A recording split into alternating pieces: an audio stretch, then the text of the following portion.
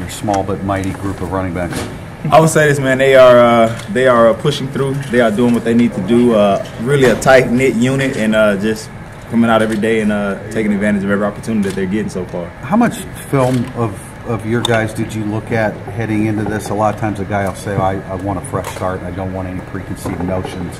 How do you approach that? You know what? That was my perspective, and for the most part, I was able to stay objective, even though I had to watch some stuff just to get the feel of some different plays while I was learning the offense. But for the most part, I was still able to remain objective, and every guy was a new starter, and they've all been doing a great job so far. What's Tarian doing well?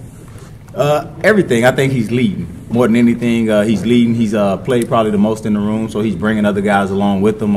He's taking coaching very well. All of them are. They're doing what we're trying to ask them to do, and even when they're making mistakes, they're still trying to do what I'm asking them to do. So he's really leading well. And for him to be a better version of what he was at the end of last season, which was a pretty good running back, what does he need to do? For any back that has been playing, the next part is his mental, the mental part of the game, getting, the concepts and really being another quarterback on the field. So that's when the game really starts to slow down. So continue to hone upon what he's doing well and building on the things that, is the next step in his progression, which is, to me, is his mental. And what's the biggest emphasis for you to Bryant? What are the key things that you're emphasizing to Greg?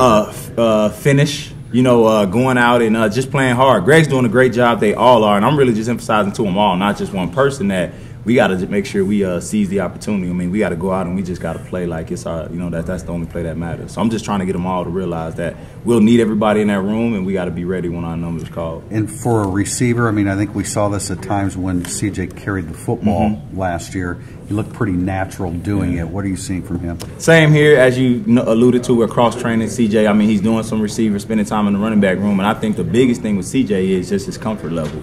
As he gets more and more comfortable, man, I'm seeing some really good things out of him. And like with CJ or any other player, what you're trying to do is get him as many reps as possible so that he doesn't have to think, so then that natural athletic ability can just take over and he can make some plays. Much of what he did when he carried the football last year was lateral.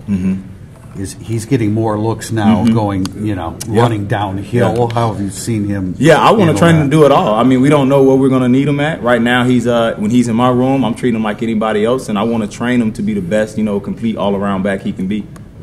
What was your first impression of Greg when you first started working with him?